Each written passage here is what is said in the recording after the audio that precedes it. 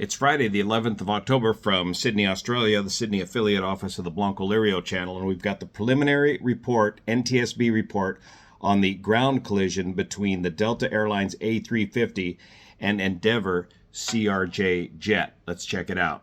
Here we can see exactly how the holes in the Swiss cheese model lined up just perfectly to allow this accident to happen, reminding all of us of just how heads up you got to be when you're out there flying the line. This accident occurred right here off of the end of runway 8 right, a runway that the A350 captain does not normally fly. He's used to flying off of 9 left, but because of construction, he had to go up to runway 8 right. That's the first hole in the Swiss cheese, a big change of plans of which runway to use, and the incident occurred right here at the Hotel Echo Victor, or the Hotel Echo intersection of 8 right. So I'm going to read straight from the report, starting with the history of the flight. This occurred back on the 10th of September. First, we're talking about the A350. 4 flight crew members consisting of a captain, a first officer, a relief captain, and a relief FO were on the flight deck of the A350. The captain was the pilot flying, taxiing the aircraft, which is standard procedure, and the FO was the pilot monitoring. This is an international trip. We typically fly international trips with 4 pilots. At Delta, it sounds like they use 2 captains and 2 first officers to make up the complement of 4 pilots.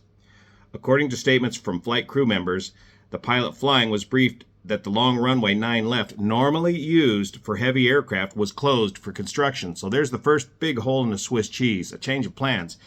These international flights are so routine that you get in your standard routine over and over and over. You're constantly expected 9 left. This is a big change to have to switch up to runway 8 right.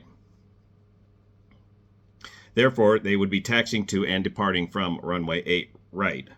After pushback from the gate, the flight crew received taxi instructions to proceed north on taxiway Delta, hold short at Gulf. They taxied the airplane as instructed and received further instructions to taxi on Gulf and hold short of Foxtrot. This is typical. They just kind of move you down the conga line slowly.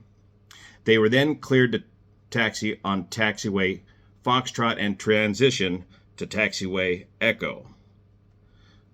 So that gets them around the corner and on to Echo, the parallel taxiway to 8 right. After the A350 turned on to taxiway Echo, the parallel taxiway to the runway, ground control instructed the flight crew to have the airplane follow the CRJ on taxiway Echo and to switch to tower frequency. So the Airbus is falling in behind a CRJ, and it's not clear in this report, but I assume this is the CRJ that they eventually hit.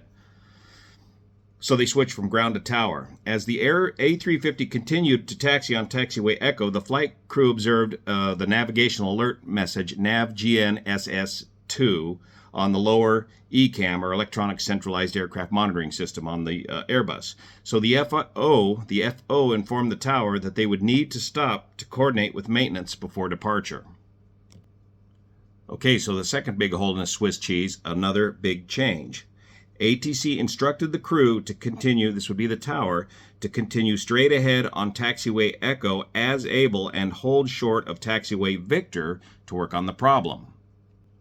So that means up here on 8 right, they're on taxiway Echo, here the parallel.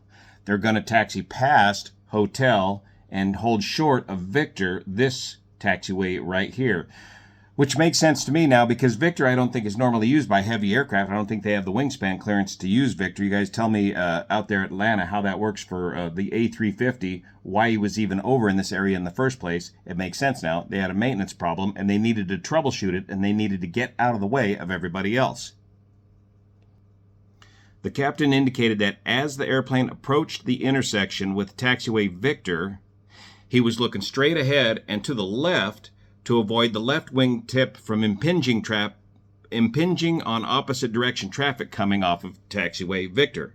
So somebody else, while all this was happening, another aircraft is coming off of Victor and going to turn in front of the A350. So the A350 captain is looking at that traffic coming off of Victor instead of the RJ parked here on Hotel.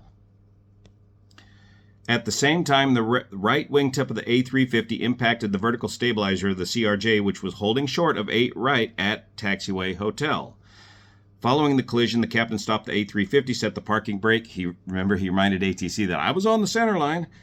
After airport rescue and firefighting examined the exterior of the A350, the crew was given clearance for the airplane to return to the gate. So that's why we didn't see the Airbus at the scene of the collision. He went back to the gate.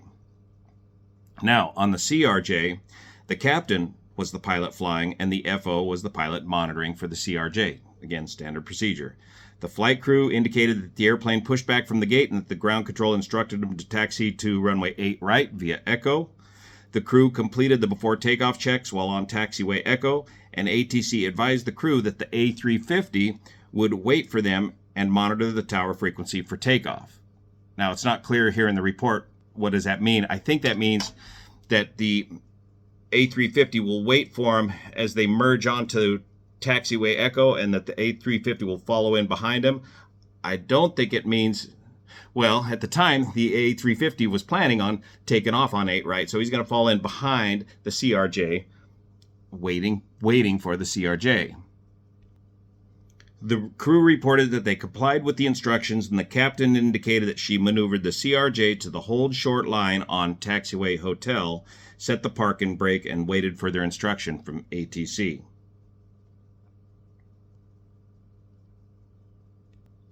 Preliminary ATSB data from the FAA shows that the CRJ was stationary. The A350 collided with the CRJ at about 12 knots. The CRJ sustained a lateral acceleration of a half a G to the left and a half a G to the right, and the CRJ rotated about 9 degrees. It did not get pulled back, it just rotated 9 degrees. According to Endeavor, the distance from the hold short line to the nose landing gear of the CRJ was approximately 56 feet. The A350 was examined at the Delta Tech Ops facility, and the CRJ was examined at the Endeavor Air facility. And here's the illustration they have, similar to what we were doing on the preliminary report on the Blanco Lirio channel. The only critique I have for the NTSB on this particular diagram, 56 feet from the nose gear on the CRJ is, this diagram shows the 56 feet from the nose of the CRJ. The report says the CRJ was nose gear was 56 feet from the hold short line. So this illustration should be scaled to show that, but nevertheless, it shows the amount of overlap by the time you put a Airbus A350 on the center line and a CRJ just short of the hold short line, where the two will come together.